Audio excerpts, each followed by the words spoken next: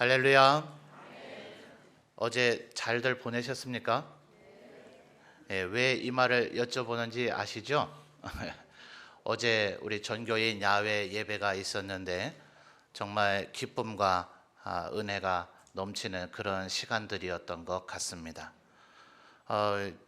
저는 지금 오늘 성도님들 어제 수고하신 분들이 너무나 많아서 참 어제 경황이 없어서 제대로 참 수고하셨다, 고맙다, 감사하다는 말씀을 잘 못 드린 것 같은 그런 아쉬운 마음도 있어요.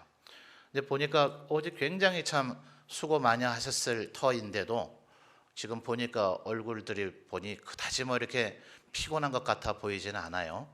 아마 하나님을 영화롭게 하고 또 우리 성도들을 기쁘게 하는 일을 섬겼기 때문에 육체의 피로는 별로 느껴지지 않는 것이 아닌가 그런 생각을 해봅니다.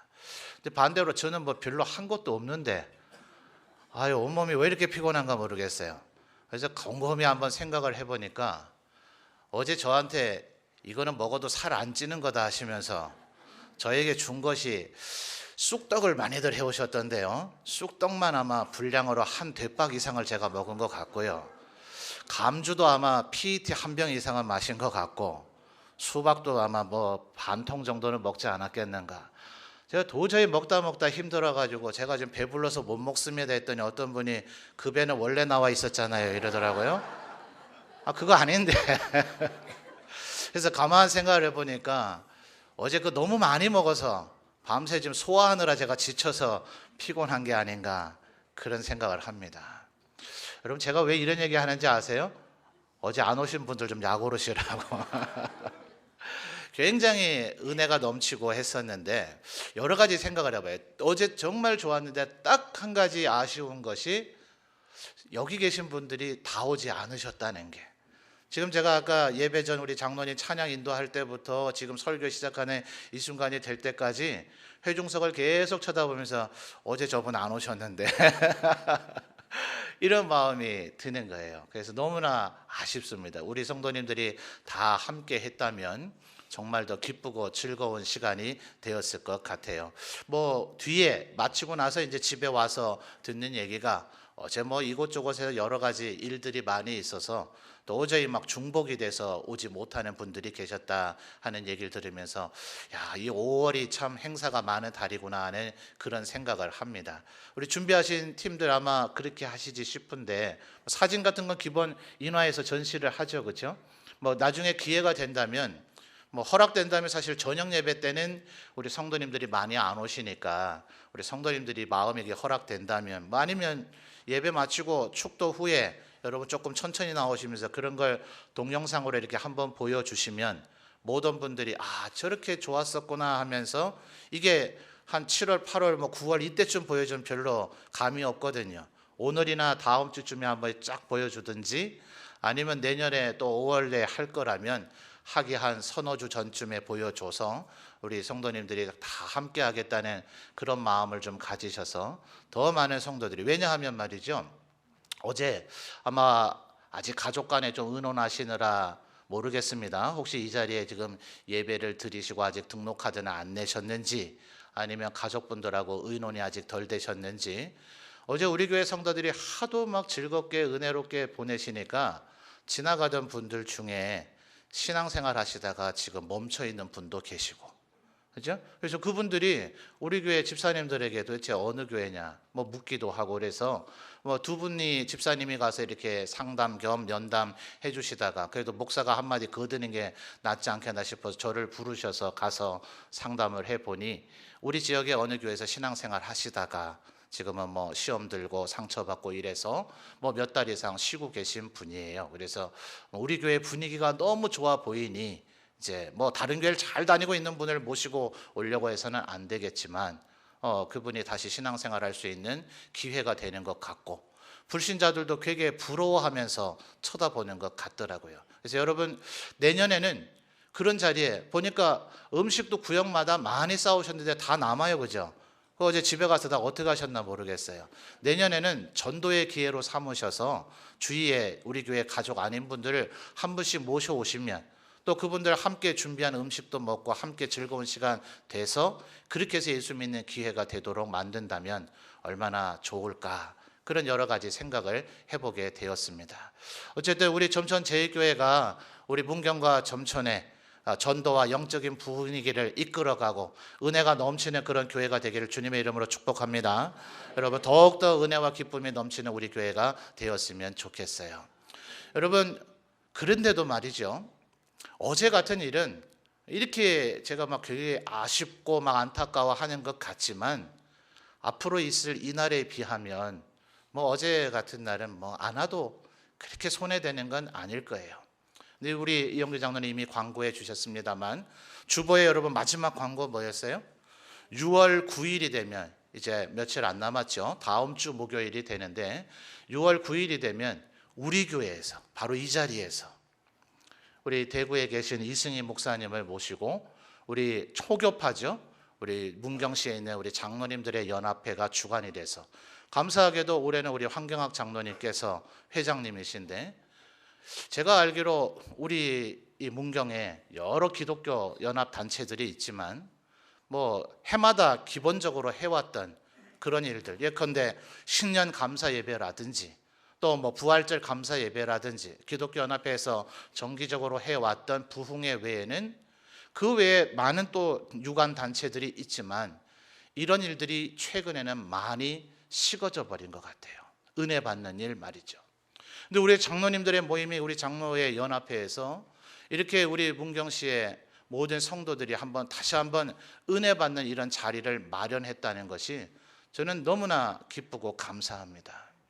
제가 우리 지역에 아무런 연고가 없어요. 이 지역에서 뭐 자라났던 출신도 아니고 생판 모르는 지역에 와서 이제 겨우 한 7년 정도 되다 보니 뭐 우리 교회가 아무리 큰 교회라 하더라도 제가 우리 지역의 여러 기독교 지도자들에게 그 어떤 일을 좀 해봅시다 하는 것을 주장하는 데는 아직은 한계가 있어요.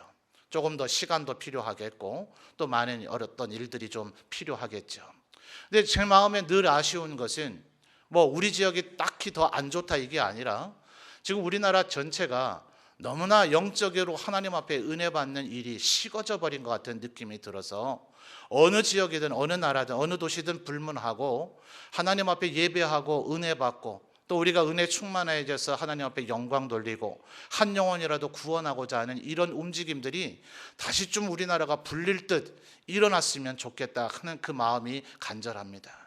근데 뭐 저기 뭐 대전이네 뭐 강원도네 뭐 목포네 이런 지역에 제가 뭐 어떻게 할 수 있겠어요? 그 지역을 위해서 도고의 기도는 할 수 있겠지만 그 지역을 위해서 돌아보기 전에 제가 지금 발을 디디고 서 있는 우리 문경, 우리 점촌이 하나님 앞에 그런 은혜 받는 하나님의 은혜가 흘러 넘치는 거룩한 도시가 되었으면 좋겠습니다. 여러분 한번 상상을 하시고 한번 꿈을 꾸어 보십시오.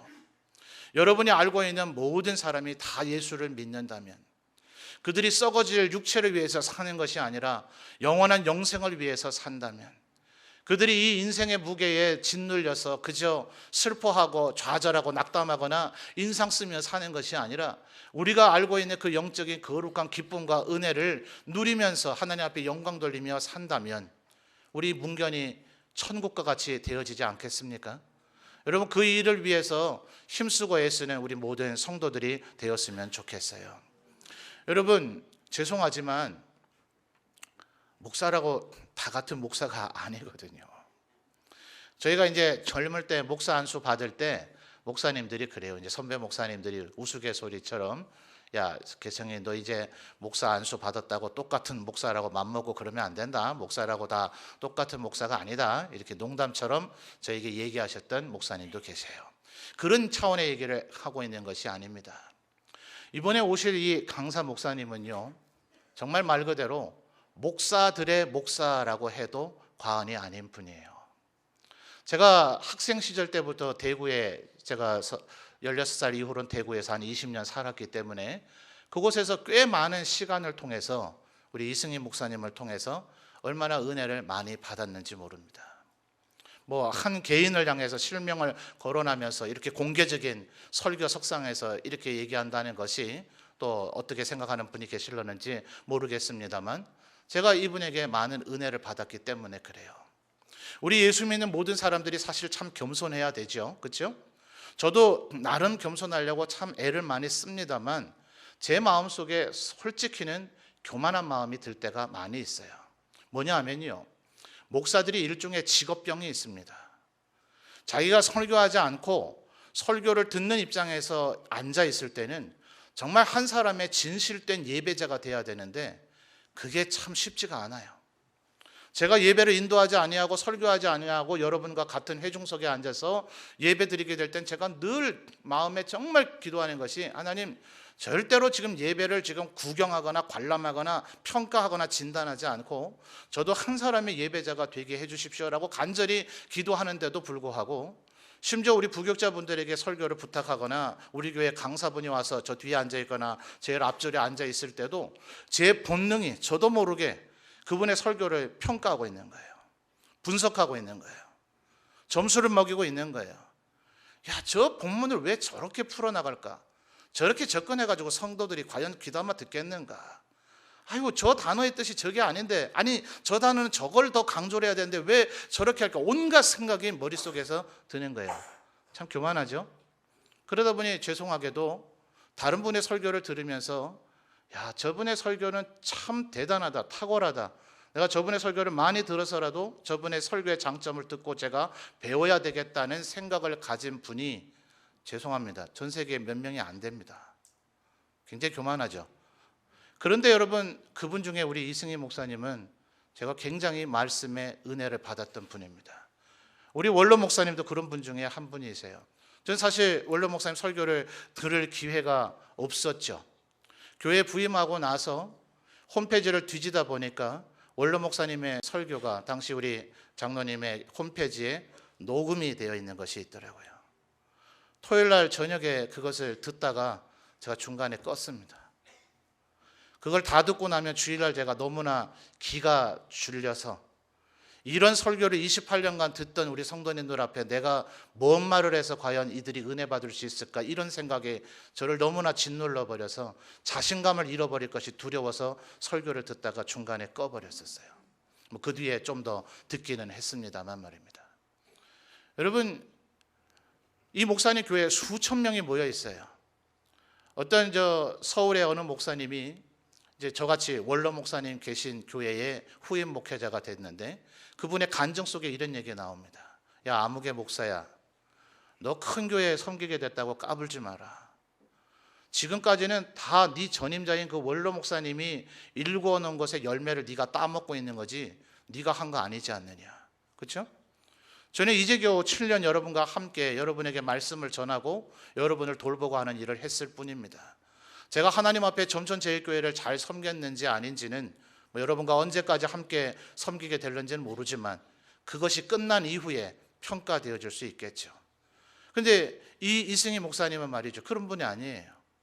남이 만들어 놓은 것을 누리고 즐기고 있는 분이 아니라 이분도 거의 백지와 같은 상태에서 그분이 하나님과 함께 하심으로 그분의 그 말씀에 그 하나님께서 주신 그 은혜로 말미암아 수천 명이 모여 있는 교회가 된 것입니다.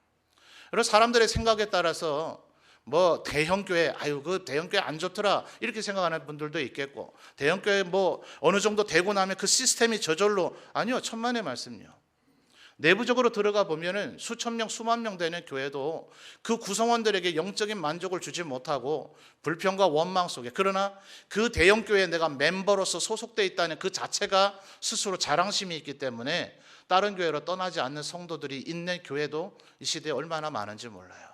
근데 여러분, 이 목사님에게는 정말 말씀의 은혜가 있습니다. 죄송하지만 제가 여러분에게 매주 혹은 매일 새벽 여러분에게 매번 설교를 전할 때마다 저도 더 기도하고 하나님 앞에 꿇어 엎드리고 준비해서 여러분에게 늘 은혜가 넘치는 그런 말씀을 전해야 되겠지만 저도 굉장히 한계를 느낄 때가 많습니다. 여러분은 어떻게 들으시는지 모르지만 설교하다가 도중에 장로님들께 양해를 구하고 오늘 여기까지만 하고 죄송하지만 다음 주에 제대로 다시 하면 안 되겠습니까? 이런 말을 하고 싶을 때가 있어요. 여러분, 혹시 예배 마치고 나갔을 때 제가 여러분하고 인사하는데 왠지 오늘 목사님 우리하고 좀 반갑게 인사하지 못하는 것 같다 여기면요, 다른 데 화가 나고 기분 나빠서가 아니라 제 스스로 설교 제대로 못했다 싶어서 창피해서 그래요. 빨리 인사 나누고 제 사택으로 들어가서 숨고 싶어서 그런 마음이 저 자신도 들 때가 얼마나 많은지 몰라요. 여러분, 은혜 받을 만한 때가 자주 오는 게 아닙니다. 은혜 받을 수 있는 기회가 늘 주어지는 것이 아니에요. 여러분, 우리 노회 가운데, 노회 목사님 가운데는 이 이승림 목사님과 더 막역한 관계이신, 더 내가 오라고 하면 와야지 이렇게 말씀하시는 아주 호언장담을 하셨어요. 그런데 이분이 강사로 그 어떨 때 모시려고 했다 실패했어요. 그럴 관계인데도 내가 오라면 와야지 이렇게 내가 말할 거야 라고 우리 후배 목사들 앞에 호언장담을 하셨는데, 왜냐하면 이분이 지금 우리 교단 총회 서기 일을 하고 계세요. 그 이전에도 말씀이 이렇게 좋다 보니 이곳저곳에서 오라고 하는 데가 너무나 많아서 이분을 한번 모시려면 1년 전에는 미리 예약을 해야 된다는 말이 나올 정도예요. 아마 제가 듣기는 올해 요번에 말씀 전하러 오셨을 때 내년에 주교 강습회도 한번 섭외를 해보려 한다 하시죠? 올해 주교 강습회도 아직 안 했잖아요. 6월 27일에서부터 29일까지 교사 강습회를 할 건데 올해가 아닌, 올해는 대구 서문교회 이상민 목사님으로 강사가 정해지고 내년을 위해서 올해 미리 섭외해야 될 정도의 분을 우리 장로님들께서 얼마나 기도 많이 하시고 힘쓰셨는지 우리 교회 예배당에서 모시게 됐단 말이에요. 여러분, 이 홈그라운드 이점이라는 게 있잖아요. 여러분, 솔직히 침례교회에서 무슨 집회하고 그래서 우리가 함께 해야 되는 거기 때문에 가기는 가지만 왠지 남이 져 온 것 같은 느낌 들 때 있어요, 없어요? 솔직히 있지요? 시민교회에서 연합 집회하면 우리가 가면 거기서 은혜 받기는 받지만 왠지 남의 집에 얻어먹으러 온 것 같은 그런 느낌 들 때가 있어요, 없어요? 아니, 솔직히 대답해 봐요. 우리끼리 있잖아요. 딴 교회 교회는 없잖아요, 지금. 있지요, 솔직히. 근데 우리 교회잖아요. 우리가 주인이잖아요. 비록 기독교 장로회에서 주관하는 것이긴 하지만 저는요, 제가 이분을 모시려고 해도요, 제가 박근혜 대통령 모시는 만큼 어려워요. 공통점이 뭔지 아세요? 저는 그분을 아는데 그분이 저를 몰라요. 저는 이승희 목사님을 너무나 잘 알고 그분에게 은혜를 많이 받고 자라난 목사이지만 그분이 저를 몰라요. 그분과 제가 같은 노예에 소속된 적도 있었는데도 그분이 저를 몰라요. 그래서 저는 여러분이 제발 그분 모시고 오라고 해도 제가 3년 전부터 공을 들이면 혹시 될란가 모셔올 수가 없는 분이에요. 근데 이번에 우리 교회 오신대잖아요. 제가 이게 지금 얼마나 우리 성도들이 어제도 중요하지만 정말 이날은 놓치지 말아야 되겠다 싶어서 지금 이 시간에 이렇게 강조를 하는 거예요. 설교 안 하고 왜 딴소리 하냐 싶으세요? 아니, 오늘 본문 말씀 보세요. 본문의 바울의 얘기가 지금 똑같은 패턴의 얘기를 하고 있는 겁니다. 여러분 한번 제가 질문해 보죠. 디모데보다 여러분 신앙이 좋을 것 같으세요? 안 좋을 것 같으세요? 예? 이 디모데는요, 오늘 본문에도 나오죠. 5절 말씀 보세요. 5절 말씀 보십시오. 이는 네 속에 뭐가 있대요? 거짓이 없는 믿음이 있대요. 여러분, 다른 분들에게 이 정도 인정은 늘 받고 사시죠? 바울 사도가 지금 디모데를 인정하고 있어요. 자기의 제자이고 자기의 영적인 아들이라고 여기는 겁니다. 실제로는 우리는 우리의 위에 있는 우리의 스승이나 우리보다 선대에 있는 어른들을 향해서는 야, 저분 정말 대단하시다라고 멀리서 볼 때 대단하다고 여겨졌다가 가까이 가서 모든 것을 샅샅이 알고 나니 에이, 아니구만. 차라리 그냥 멀리서 보고 말걸. 괜히 가까이 갔다가 이분의 단점을 다 보게 되었네. 이런 경우도 있지 않아요? 위에 분들을 향해서 사실 존경의 마음과 대단하시다는 마음, 나보다 나이가 많든 어떤 영적인 위치가 앞서 있든 하여튼 나보다 먼저 앞섰던 분들을 향해서는 우리가 그런 존경심이나 경외심을 갖기는 참 쉽습니다. 그러나 우리보다 후배들, 우리보다 나이가 적은 사람들, 무슨 일에 나보다 뒤에 하는 사람들, 아직 영적이든 육적이든 나이가 어린 사람을 향해서 그들을 인정하기란 참 쉽지 않아요. 그런데 여러분, 지금 바울 사도가, 이 위대한 바울 사도가 지금 디모데를 향해서 5절에 뭐라 했다고요? 네 속에 거짓이 없는 믿음이 있다라고 얘기했어요. 왜 그러냐면 5절에 계속 이어지는 말씀 보세요. 이 믿음은 내 외조모 로이스와 내 어머니 유니게로부터 있었던 것이 네 속에도 있는 줄을 확신한다고요. 그래서 여러분, 우리 지금 이제 우리 성도들 가운데도 교회가 우리나라에 들어온 지가 이제 한 150년, 개신교회만요, 캐톨릭 천주교회는 말고 개신교회만도 약 150년 지나가니 3대째, 4대째, 5대째 예수 믿는다고 가끔 자부심 겸 자랑으로 얘기하는 분들을 봅니다. 근데 뭐 본인 신앙이 별로 좋지 않으시더만요. 죄송하지만. 그런데 여러분 지금 이 디모데는요, 이 몇 대째 걸쳐오는 신앙이 정말 정금과 같은 빛을 발휘했어요. 한 장 넘어가 보죠. 3장으로 가보세요.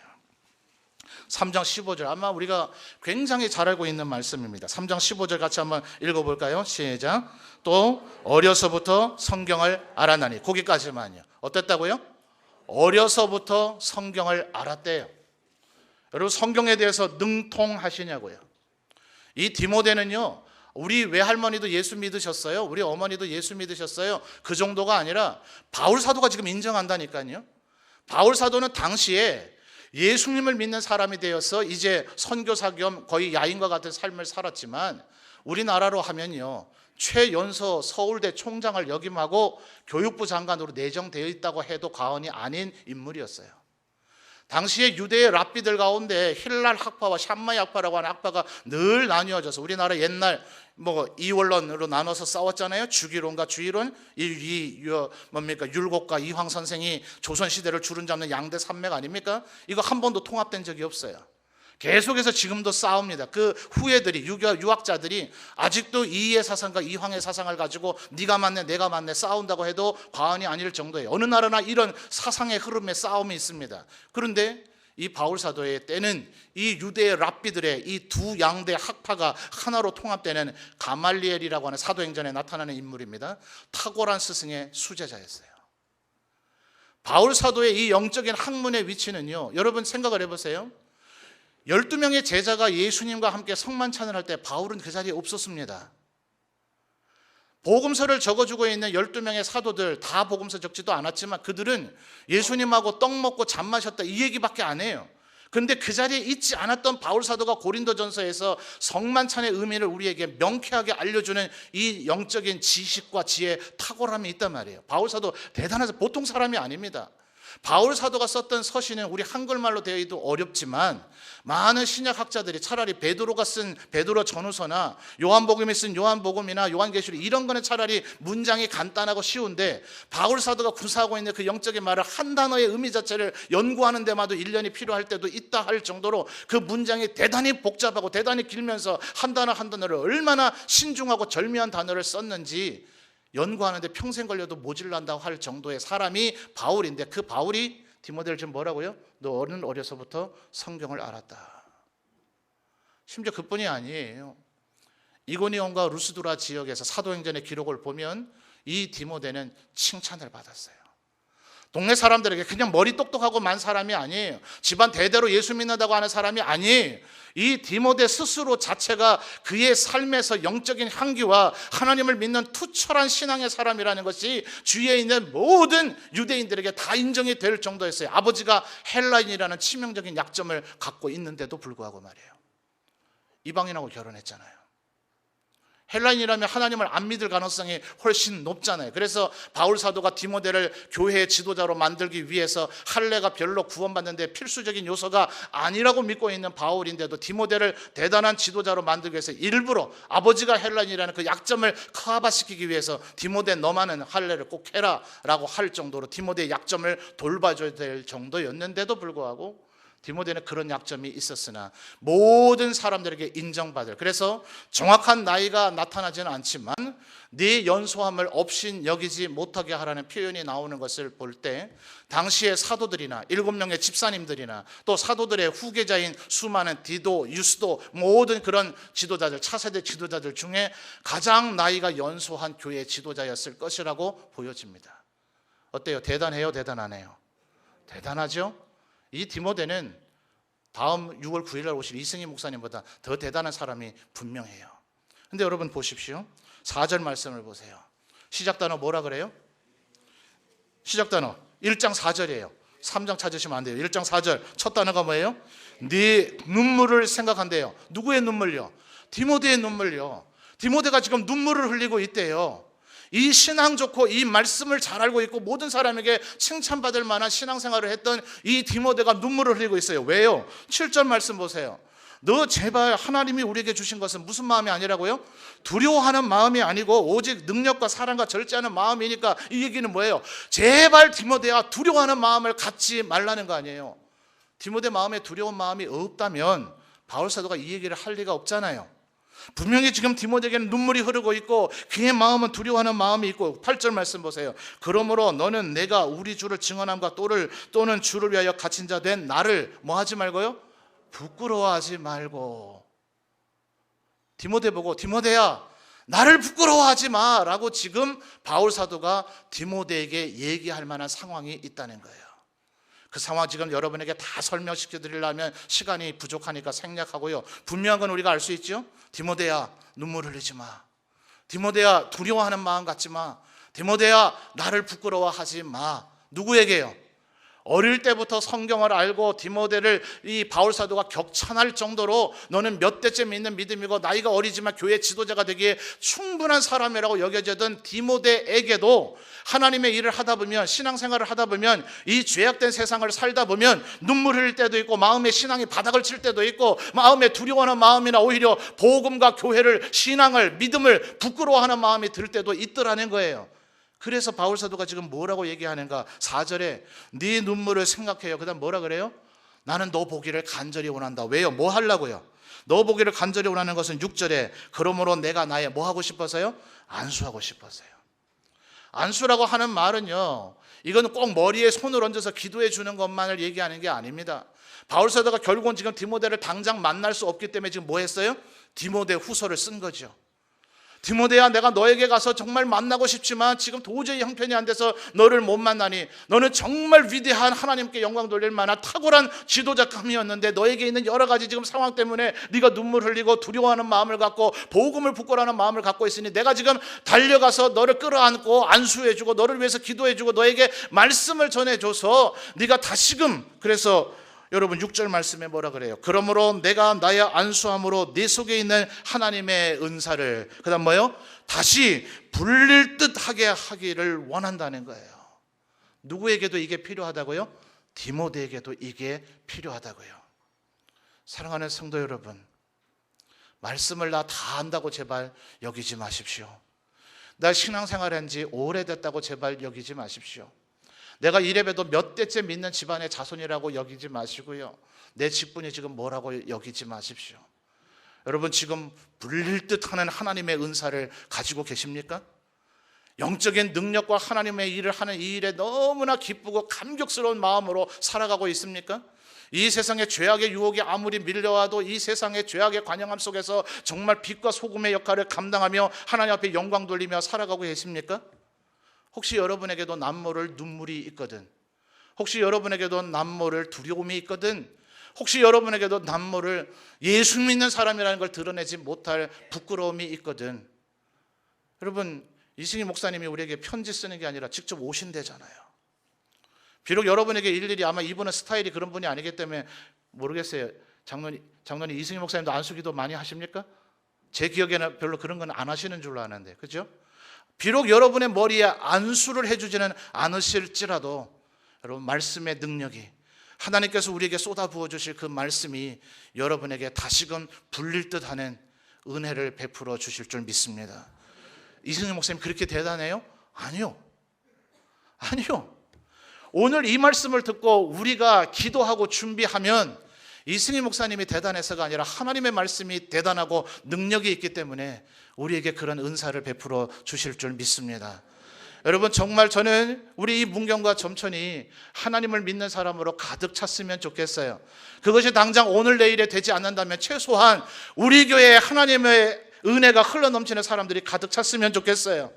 이왕 그것이 다 될 일이 아니라면 최소한 우리 교회 성도들만이라도 이 세상에서 싸워서 지지 아니하는 하나님의 능력 있는 사람들이 되었으면 좋겠어요. 제가 여러분을 그렇게 만들어 드리고 싶은 마음이 너무나 간절하지만 때때로 제가 너무나 한계를 느껴서 주님 저는 무익한 주의 종인 것 같습니다 라는 눈물이 흐를 때가 많이 있는데, 귀한 주의 종이 오신대잖아요. 다른 교회 오시는 게 아니라, 다시 한번 말씀드리지만 제가 모실 수 있는 분이 아니에요. 이분이 우리 교회에 온다는 게 제가 지금 너무나 기뻐서 그래요. 사랑하는 성도 여러분, 이 기회를 놓치지 않았으면 좋겠습니다. 여러분에게 전도하는 대상자들이 있지 않아요? 내가 몇 달째 몇 년째 기도하고 그분에게 제발 예수 믿어보라고 권하지만 정말 좀 거칠게 말해서 말이 씨알도 안 먹히는 분들이 있지 않아요? 수당 방법 가리지 말고 제발 설득하고 뭐 밥을 먹이든지 뇌물을 주든지 해서라도 6월 9일 날 한번 모시고 와보세요. 여러분, 베드로에게 함께 하셨던 하나님이 그 무식한 어부였던 제사장들도 놀라잖아요. 이 베드로는 분명히 학교 다닌 적이 없는데, 뭘 배운 적이 없는데, 말을 이렇게 잘할 리가 없는데 어떻게 이의 말이 이토록 능력이 있느냐 하며 놀랄 정도로 베드로의 한 번의 설교로 3,000명이 예수 믿고 돌아오잖아요. 5,000명이 예수 믿고 돌아오잖아요. 아멘. 우리가 믿음을 가지고 기도하면 이승희 목사를 지금 우상화하려는 게 아닙니다. 그분이 분명히 저는 존경하는 목사님 중에 한 분이지만, 그분이 대단하지만 그분이 대단해서가 아니라 우리가 기도하고 준비하면, 우리의 마음이 간절하면, 우리가 은혜를 받기를 소원하면 하나님께서 그날 우리에게 은혜를 베풀어 주실 줄 믿습니다. 여러분, 오늘도 마찬가지고요. 우리의 매일의 주일도 마찬가지입니다. 우리 예배드리러 나올 때 간절한 마음으로 나오십시다. 저도 간절한 마음으로 설교를 준비하겠습니다. 이 예배를 섬기는 우리 장로님이나 또 우리 모든 성가대 비파와 수금도 정말 간절한 마음으로 찬양을 준비하고 있는 줄 알아요. 우리의 예배 구성원들 모두 다가 함께 간절한 마음으로 우리의 예배를 준비할 때 하나님께서 우리의 모든 예배 시간마다 은혜와 축복을 쏟아 부어 주실 줄 믿습니다. 여러분 모두가 디모데와 같이 하나님의 은혜를 다시 한번 다시 불릴 듯 하게 되는 은혜가 여러분에게 있기를 주님의 이름으로 축원합니다. 여러분 기도로 준비하십시다. 전도 집회입니다. 그냥 우리만 와서 은혜 받는 거 아닙니다. 여러분 그날 여러분 우리 성도들은 일어나서 예배를 드릴지라도 이 자리가 가득 차게 되기를 바랍니다. 여러분 많이 데려오세요. 제발 데려오셔서 그날 복음을 전하시고 여러분도 은혜 받으시고 우리 앞뒤 좌우에 있는 분에게 인사합시다. 다시 불릴 듯 하나님의 은혜를 받읍시다. 아멘. 여러분 우리가 간절한 마음으로 기도하고 준비하면 하나님께서 반드시 이와 같은 은혜를 베풀어 주실 줄 믿습니다. 혹시 어제는 못 오셨을지라도 여러분 한 번 더 옆에 분에게 인사합시다. 6월 9일입니다. 꼭 옵시다. 빠지지 맙시다. 혼자 오지 맙시다. 한 영혼 데리고 옵시다. 아멘. 아멘. 다 따라 하셨습니다. 우리 성도들 따라 했으니까 딴 가족들 안 와도 우리 성도들만 와도 700명 넘을 줄 믿습니다. 여러분 그날이 우리 문경과 점천의 영적인 일지를 다시 쓰는 날이 되었으면 좋겠습니다. 2016년 6월 9일 이전과 이후는 다르다. 그날 이후로 문경은 하나님의 은혜가 넘쳤다. 그런 날이 될 수 있도록 기도하는 이 일에 가장 앞성서는 우리 점천제일교회 모든 성도들이 되시기를 주님의 이름으로 부탁하며 축원합니다.